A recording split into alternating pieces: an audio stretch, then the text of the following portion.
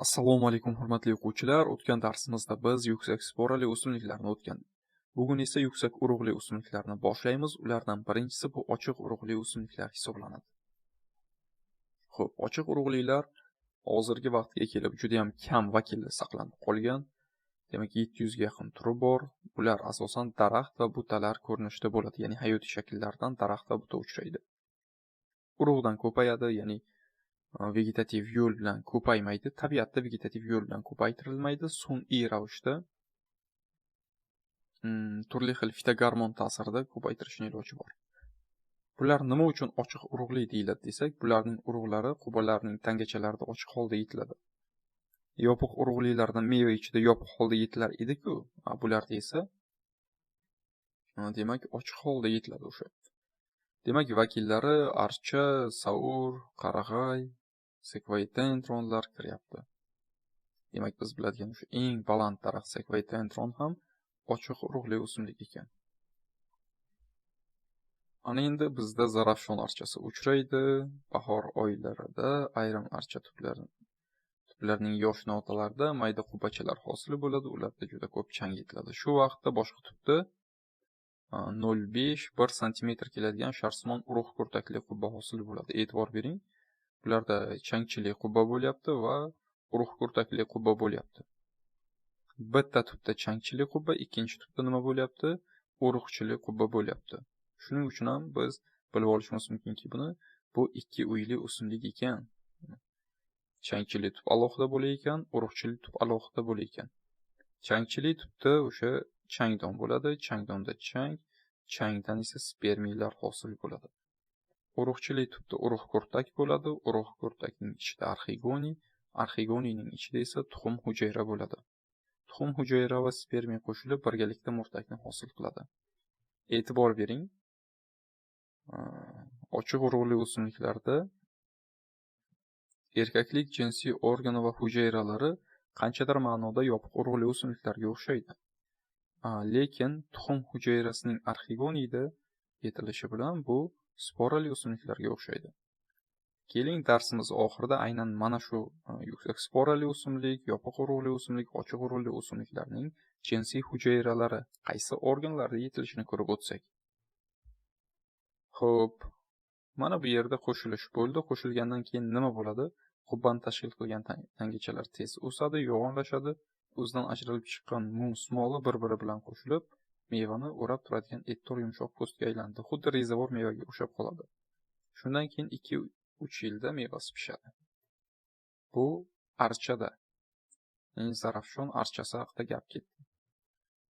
Ana endi qarag'ay haqida ozgina gaplashsak, qarag'ay turkumi yer yuzida 100 ga yaqin turi o'sadi.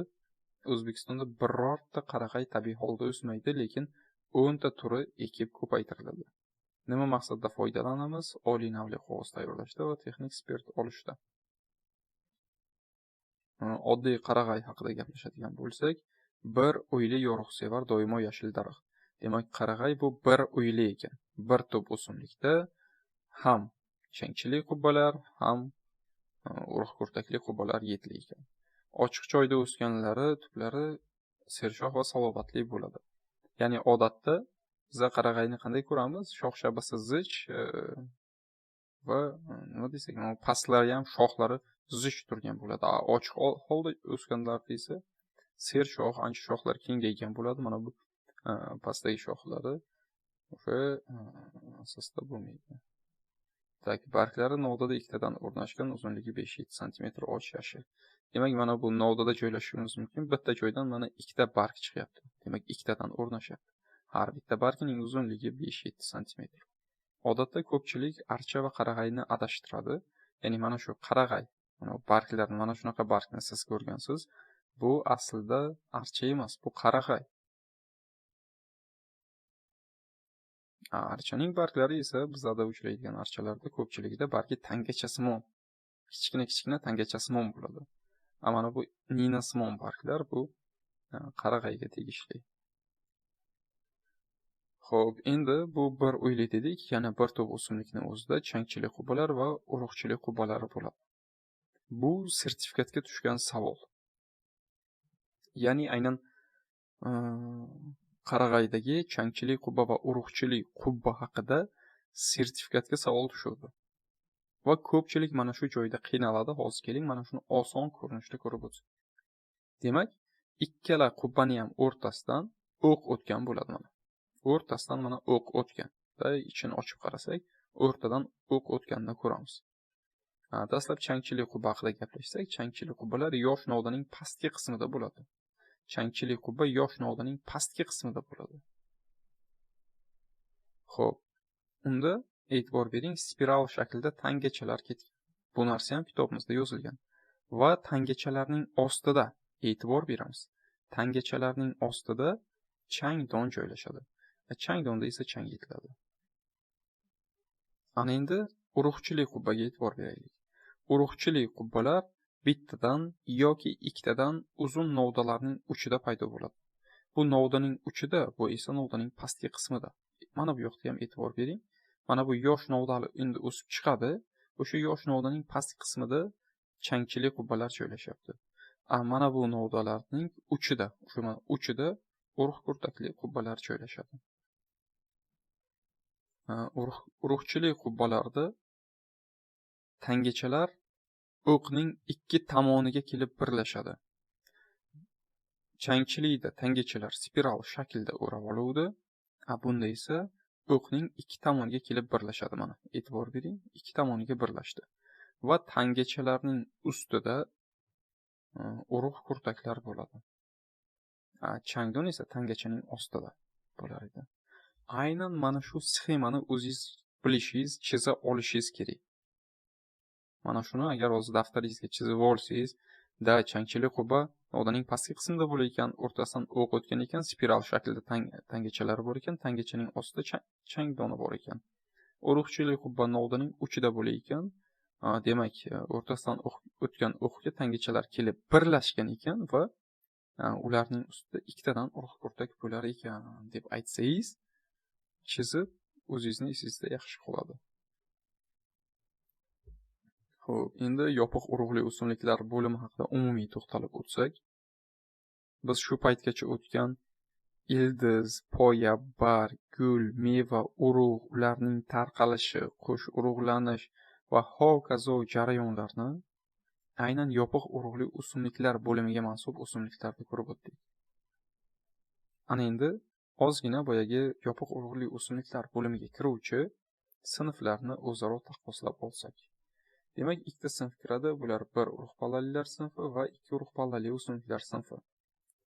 Xo'p, bir urug' pallali o'simliklar va ikki urug' pallalining dastlab urug'idagi murtak haqida gaplashsak, bir urug' pallalilarda bitta urug' palla barg bo'ladi.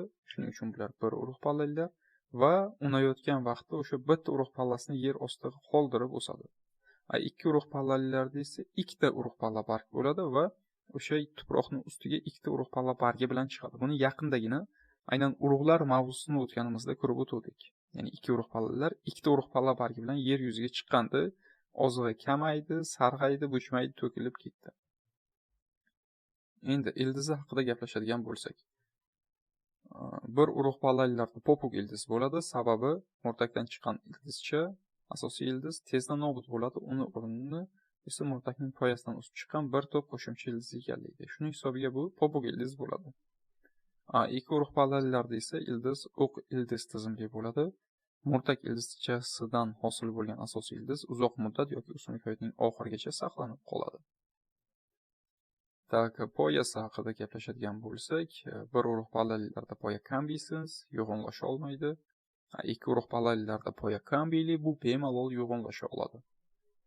Bargi bir urug' pallalilarda yoyismon yoki parallel tomirlangan, ikki urug' pallalilarda patsmon yoki panjasmon. Mana shu hozir nima haqida gaplashgan bo'lsak, mana shu urug' pallasi bo'lami, ildizi bo'lami, poyasimi, bargimi farqi yo'q. Biz mana shularni shuncha vaqt davomida o'rganib keldik. Biz bilamiz, barg mavzusini o'tganimizda ham kimda yoyismon parallel, bir urug' pallalilarda der edik. Kimda patsmon panjasmon, ikki urug' pallalilarda der edik. Bular hammasi oddiy narsa. Gul. Bir urug' pallalilarda gul qo'rg'oni oddiy va asosan halqida 3 tadan o'rnashadi. Gul mavzusini eslang. Qaysi o'simliklarning gul formulasi bor edi? Lola bor edi, misol uchun.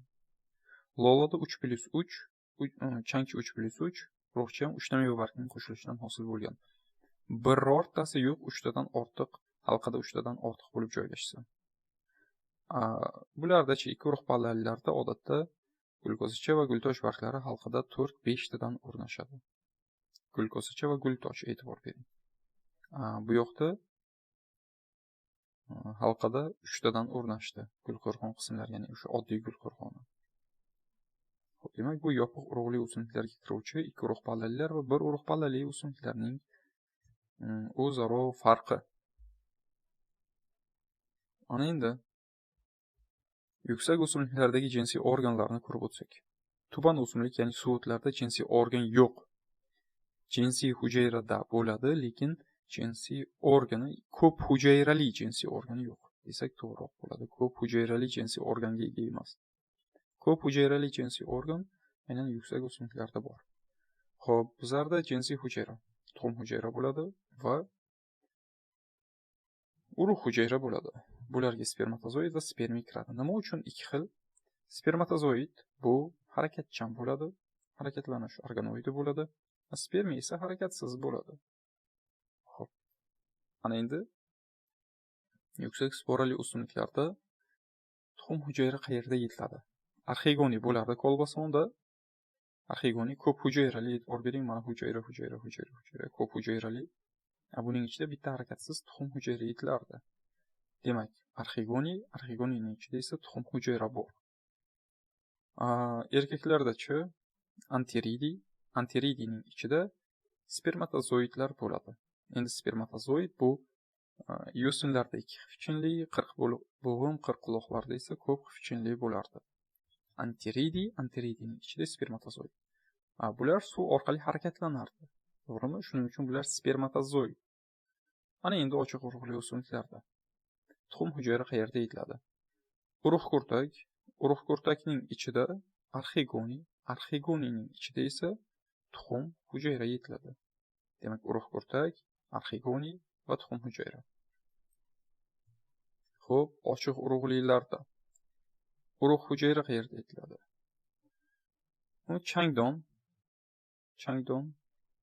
Changdonda chang yetiladi, mana changlar. Bu bitta changning kattalashtirib ko'rsatilgan tasviri. Buning ichida ikki xil hujayra bor: vegetativ hujayra, generativ hujayra. Bu sizlarga begona so'z emas. Generativ hujayra ikkita spermiyni hosil qiladi.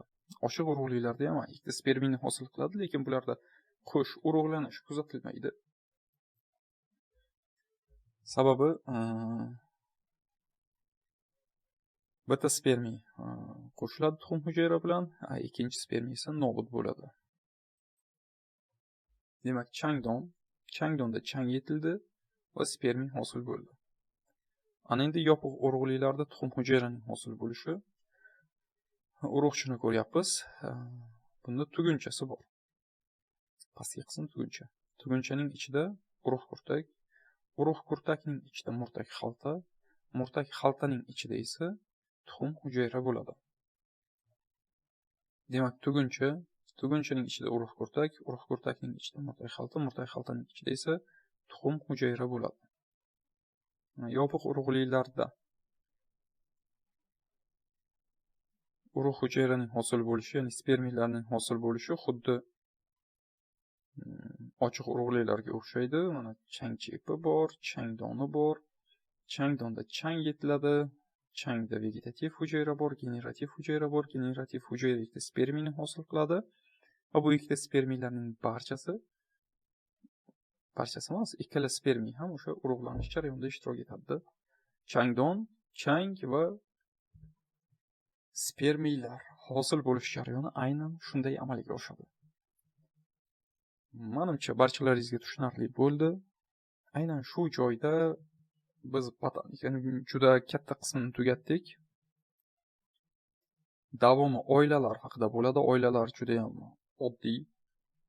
Faqatgina soni ko'proq. Shuning uchun biz nima qilishimiz kerak? Har bitta oila uchun kamida 1 soatdan ajratishimiz kerak. Va juda kuchli yodlab, o'zaro taqqoslashimiz kerak. Sog' bo'ling, salomat bo'ling. Darsimizni aynan shu joyda o'z nihoyasiga yetkazamiz.